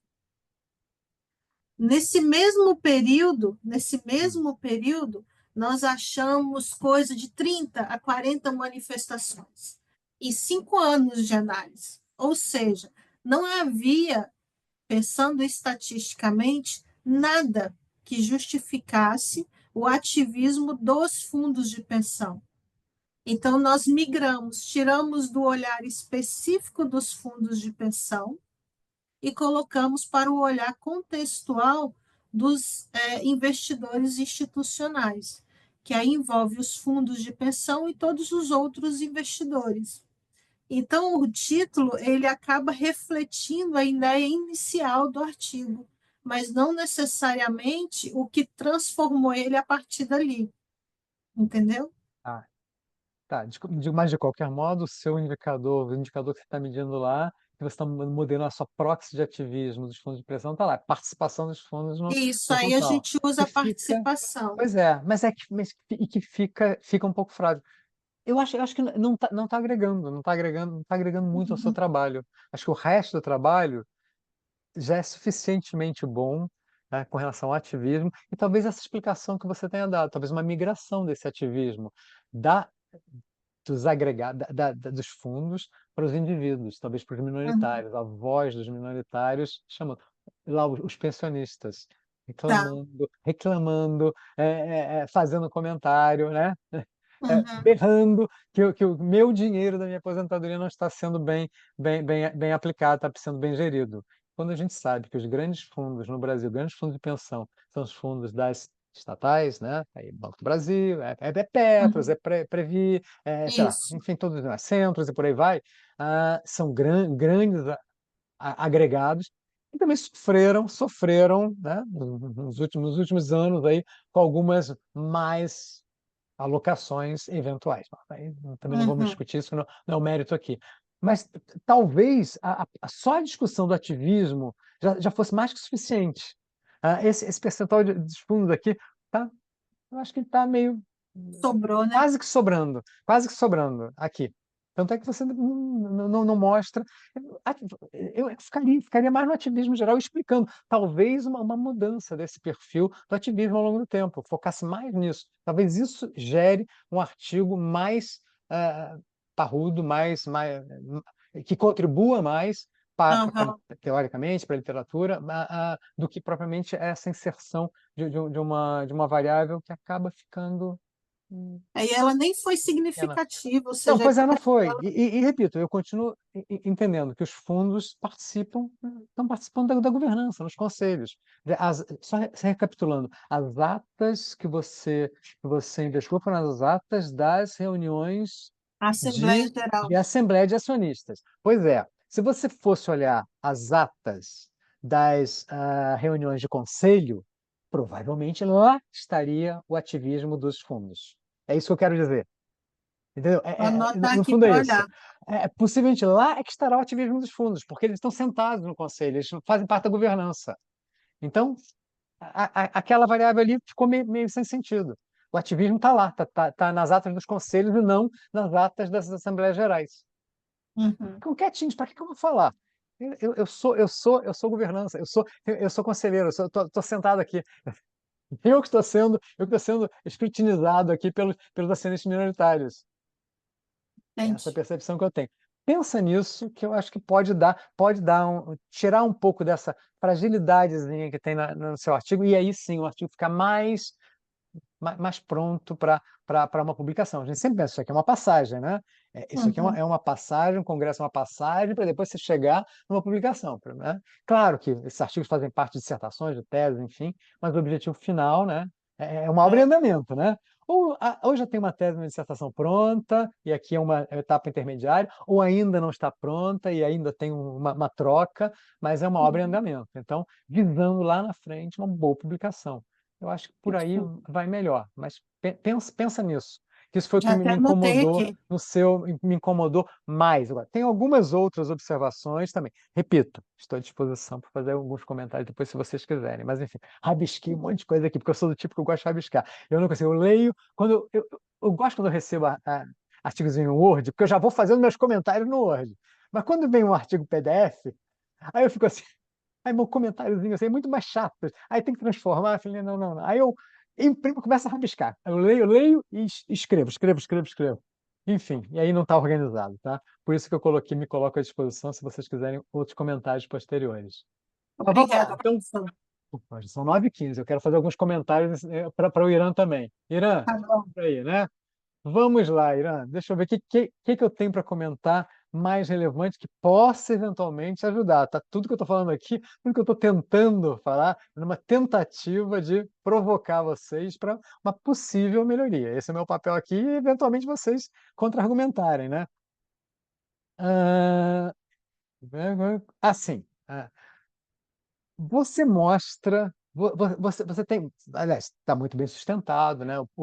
De onde que você, como você elegeu esses conselheiros sem conexões políticas, por cargos que eles desempenham, né? Ministro e sindicalista, enfim, está muito bem sustentado. Agora eu me pergunto, você consegue garantir que nenhum membro do conselho não tem conexão política, mesmo sem ter esse carimbo de um desses cargos? Vou exemplificar, né? Você tem uma pessoa que esteve no governo em algum momento, conhecer a máquina pública, ele cria conexões com o legislativo, com o judiciário, com o executivo, com o governo, lato sensu, né? E aquilo é muito útil para as organizações. Momento, ele não tem nenhum carimbo como sindicalista, ou como gestor de uma empresa pública, ou como um ministro de Estado, ou como secretário-geral, enfim, que seja. E, no entanto, ele tem as conexões políticas. Então, será que não apenas mudou? Pô, eu tiro, em vez de eu botar lá um deputado, um fulano de tal, um ministro aqui no assento de um conselho, que eu sou uma empresa que o governo tem uma participação, ou que um fundo de pensão tem uma participação, e, portanto, eu consigo colocar um conselheiro, vou colocar uma determinada pessoa aqui que tem um cargo público também. Mas não, tá bom, agora não pode, então eu vou colocar aqui uma outra pessoa que é um conhecido, que tem as conexões, mas que é uma segunda ou uma terceira camada de conexões políticas. Esse é o ponto que me incomoda mais na sustentação do seu artigo. Seu artigo é muito interessante, tá? Aliás, é um tema que eu sou particularmente interessado, tá? Minha tese de doutorado, que já faz tempo, foi em estratégias políticas empresariais no setor elétrico, setor regulado, que era exatamente ver as conexões políticas. Bom, enfim, não vou entrar, eu não estou aqui em discussão aqui, mas só para ver que o tema é super interessante e me interessa. Mas como você garante que, de fato, ao não ter simplesmente esse cargo, a pessoa não tem a conexão política ou não foi mais uma forma de burlar uma legislação como absolutamente comum no Brasil? Você sempre tem forma de burlar uma legislação. Botar uma pessoa que é conhecida, que foi meu colega de colégio, é meu chapa daqui, aquele sujeito lá que influencia, ou é um empresário muito importante da região que me interessa, e é ele que eu vou indicar. E aí? Como é que você consegue controlar isso e garantir que, de fato, diminuíram essas conexões políticas? Esse é o meu grande incômodo. Essa é uma pergunta que eu estou te fazendo. Vamos lá, você pode dizer que eu estou totalmente errado. Fique à vontade para dizer que eu estou totalmente errado. Bom, professor, muito obrigado aí pela colocação, né? A gente sempre é disposto a ouvir, porque nessas horas a gente pensa, abre, né, sai, porque a gente está escrevendo, está sempre focado, né? Então, essa conexão política é parte da minha tese. Num primeiro momento, eu coloquei essa conexão política nos modelos de retorno de ativos, né? Family Friend, né? Family Friend Carrara. Então, foi inserido lá. Aí, como eu vi que eu poderia também inserir um modelo econômico-financeiro, vamos colocar. Agora, essa questão que o senhor colocou, né? Pontual aí com relação a digamos, uma conexão política cruzada. Bom, eu fiz uma primeira pesquisa, porque na época não deu tempo, na tese, que é a questão de observar qual seria o parâmetro médio da formação dos conselheiros, né, na B3. E eu achei um artigo, um material da KPMG, que é uma Big Four de auditoria, onde ela diz que a maior parte dos conselheiros tem formação em administração, contabilidade, economia e direito. Então, a gente poderia, num primeiro momento, formar uma proxy de que essas pessoas, num primeiro momento, como eu falei, elas poderiam ter um alinhamento de competências. Agora, aí você deveria destrinchar o currículo para poder realmente ver se a pessoa às vezes se formou em direito, mas nunca exerceu, nem o AB Exatamente, tem, exatamente. entendeu? Às vezes o camarada está lá, bacharel em direito, formado em direito, mas ele nem o AB tem. Então ele nunca exerceu, o administrador também talvez nunca exerceu. É um artigo que, digamos assim, que está em vias de pensamento para sair, só que esse artigo vai dar muito trabalho para a coleta de dados, né? Então, eu estou pensando em passar esse trabalho braçal aqui para um aluno aqui, para você fazer a mão de obra, nossa mão de obra. Só que eu estou com dificuldade, porque o aluno, quando eu explico para ele que ele tem que fazer isso daí, aí ele fica assim, vai ser um trabalho braçal, porque vai ter que abrir o formulário de referência, olhar, por exemplo, alguns que eu olhei que eram dirigentes de sindicatos, que é para poder formar próprios, eu via lá, só tinha lá, dirigente sindical do período tal, tal, tal. Então, se ele mesmo, na própria preenchimento do formulário que ele enviou a CVM, já colocou o currículo dele em algo tão sem nada, então demonstra que essa pessoa não teria competência para estar ali e provavelmente é o que o senhor falou, é um, digamos, testa de ferro ali, popular laranja, né? De alguém aí que botou ele lá. A ideia é essa, mas vai dar um pouquinho de trabalho para poder formar isso daí e poder realmente destrinchar esse currículo aí no sentido de competências e principalmente de entregas, né? Porque não adianta o camarada estar lá, participei disso, participei daquilo, participei disso, participei daquilo, mas aí a gente tem que pensar qual seria uma métrica de entregas. Porque não adianta, né? Aquela coisa é igual às competências, né? Conhecimento, habilidade e atitude. Aí a atitude que é o que interessa para a empresa, né? Afinal de contas, você entregou o quê? Seu currículo perfeito, ótimo, lindo, maravilhoso, e as entregas, entendeu? Então a gente está pensando, né, como é que vai fazer isso daí, até porque eu acho que seria um estudo mais quali, não nem necessariamente quant. Né? Não, até que pode ser quant, mas é um quant trabalhoso, como você disse. Você teria que ir a fundo nos currículos dessas pessoas e olhar realmente o currículo vitae, currículo da vida da pessoa, para ver se em algum momento houve alguma indicação de uma conexão que pode ter sido preservada. Nada impede de que sei lá, um secretário de política econômica do governo de 3 governos atrás, que depois passou para a iniciativa privada e está há 10 anos na iniciativa privada, sente no conselho de um assento. Sente no assento de um conselho de uma empresa. Essa pessoa não tem conexões políticas? Talvez tenha, né? Talvez tenha. E tem. Muitas vezes tem.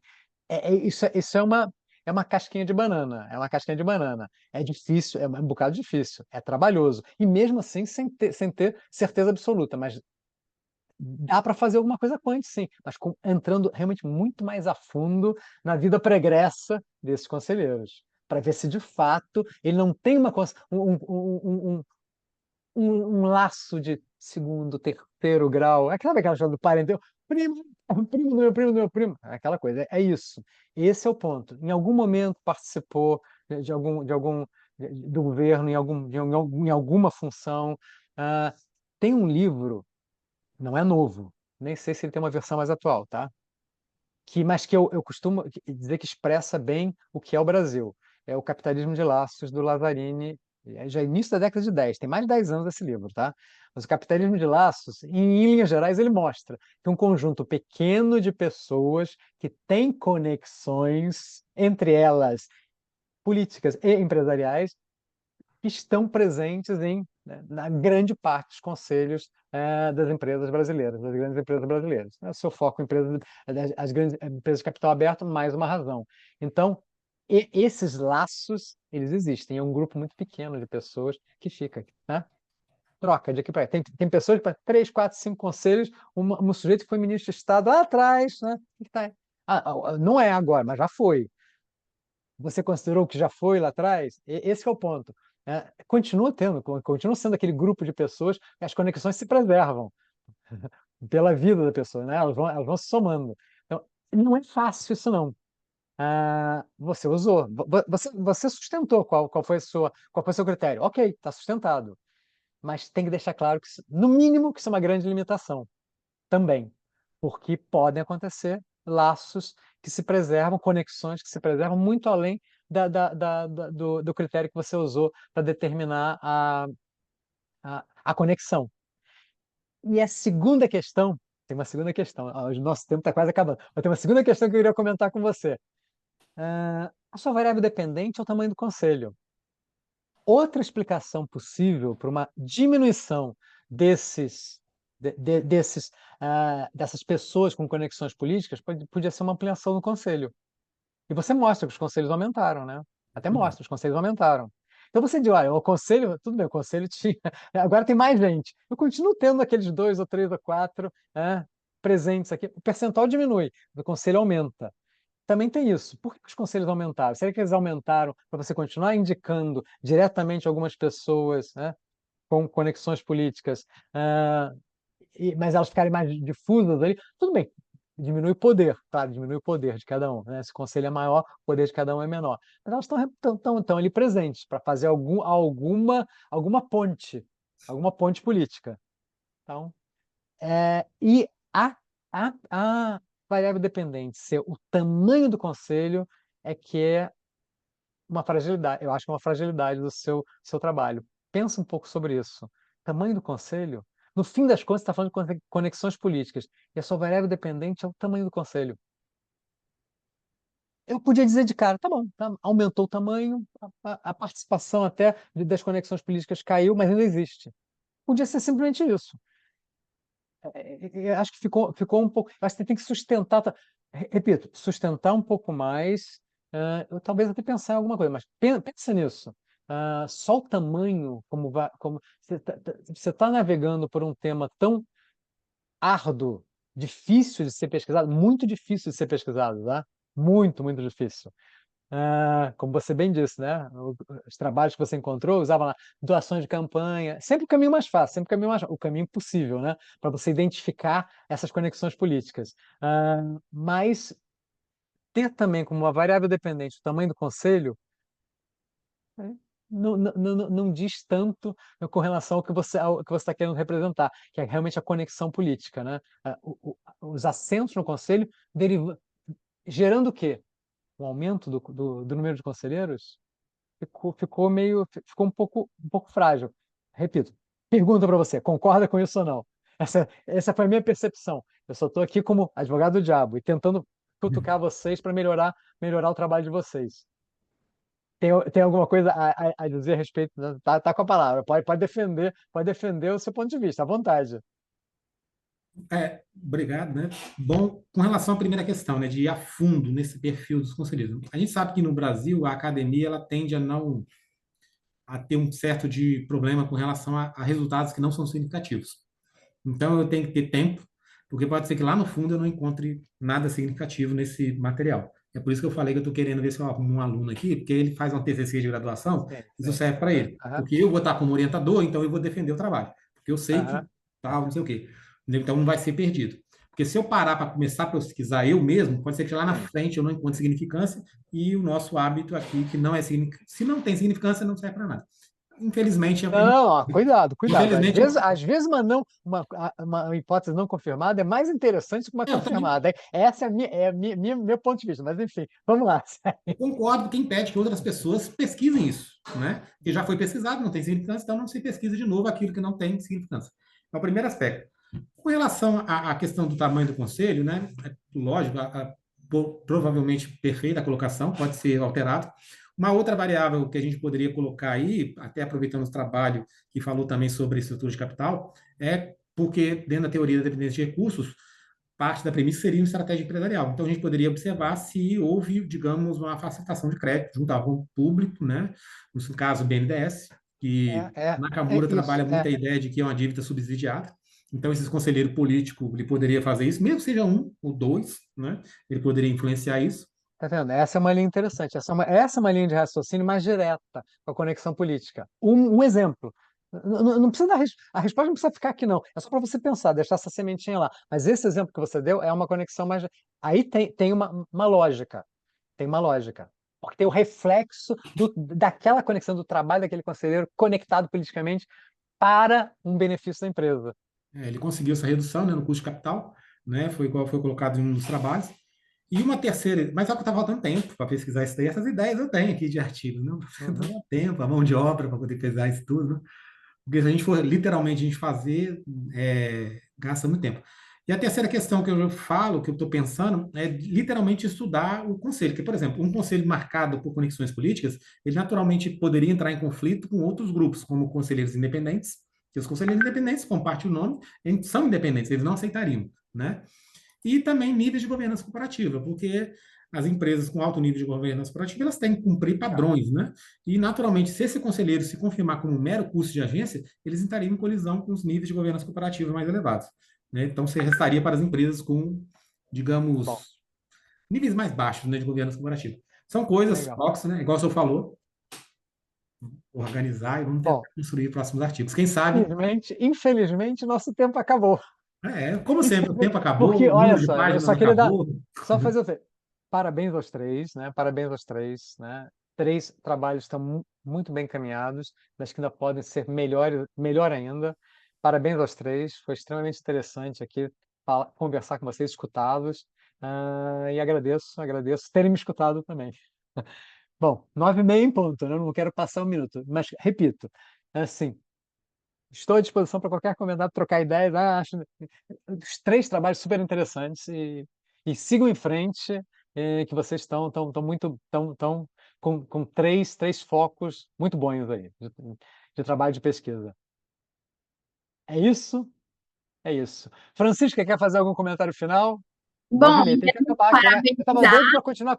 Eu queria continuar batendo papo com eles, mas não dá. Foi possível nesse pouco tempo que a gente tem. Sim, parabenizar a todos, realmente, como o professor ponderou, né? São trabalhos muito bons.